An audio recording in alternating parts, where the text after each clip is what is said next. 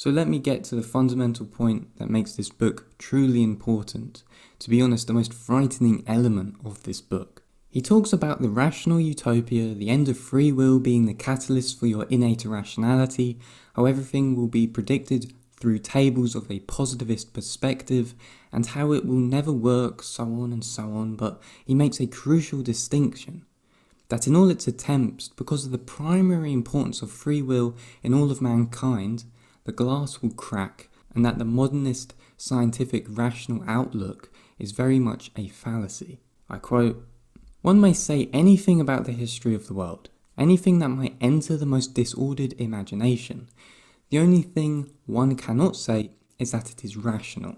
The very word sticks in one's throat.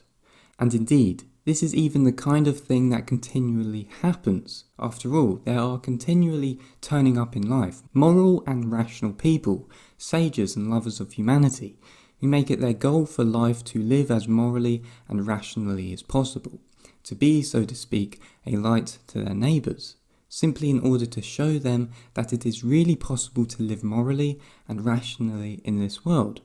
And so what? We all know that those very people, sooner or later, towards the end of their lives, have been false to themselves, playing some trick, often a most indecent one. Now I ask you, what can one expect from man since he is a creature endowed with such strange qualities? Shower him every earthly blessing, drown him in bliss so that nothing but bubbles would dance on the surface of his bliss, as on a sea. Give him such economic prosperity that he would have nothing else to do but sleep, eat cakes, and busy himself with ensuring the continuation of world history, and even then, man out of sheer ingratitude would play you some loathsome trick. He would even risk his cakes and would deliberately desire the most fatal rubbish, the most uneconomical absurdity, simply to introduce into all this positive rationality his fatal, fantastic element.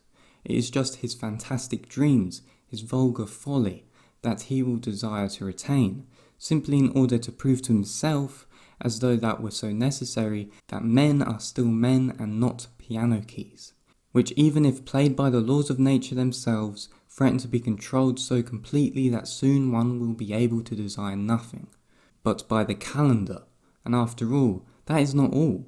Even if man really were nothing but a piano key, even this were proved to him by natural science and mathematics, even then he would not become reasonable, but would purposely do something perverse out of sheer ingratitude, simply to have his own way.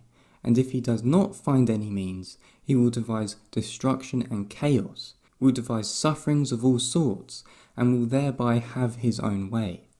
He will launch a curse upon the world, and, as only man can curse, it is his privilege, the primary distinction between man and other animals, then, after all, perhaps only by his curse will he attain his object, that is, really convince himself that he is a man and not a piano key.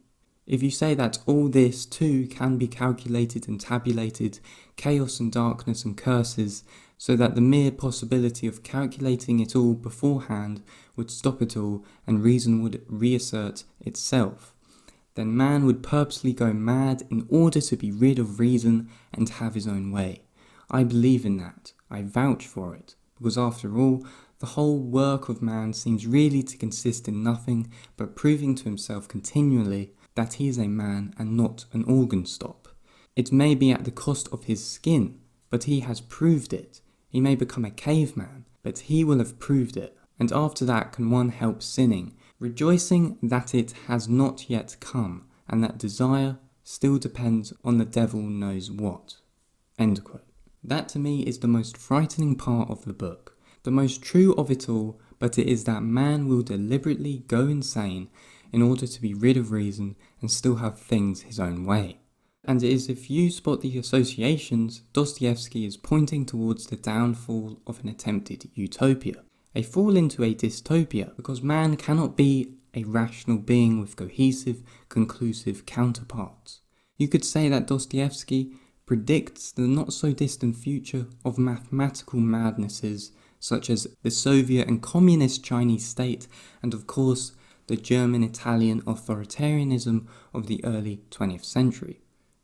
This is of utmost importance, that man can't remain as a piano key in an attempted utopia, but that it will be a dystopia of authoritarianism, that the underground men who reside in the cracks of the earth will rise and use their resentment as political charisma.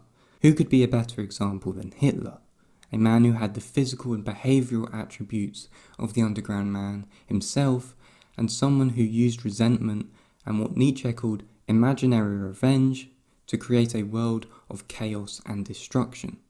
Dostoevsky acknowledges the madness of man and mankind's irrationality, but most importantly that this is an extremely delicate thread, that when man attempts to constrict its own human nature, it may create a disastrous chemical reaction, that the strange human condition which we are may produce not a utopianism followed by rationality, but a dystopian authoritarianism, which is guided by powers that desire to demonstrate the devil's own free will.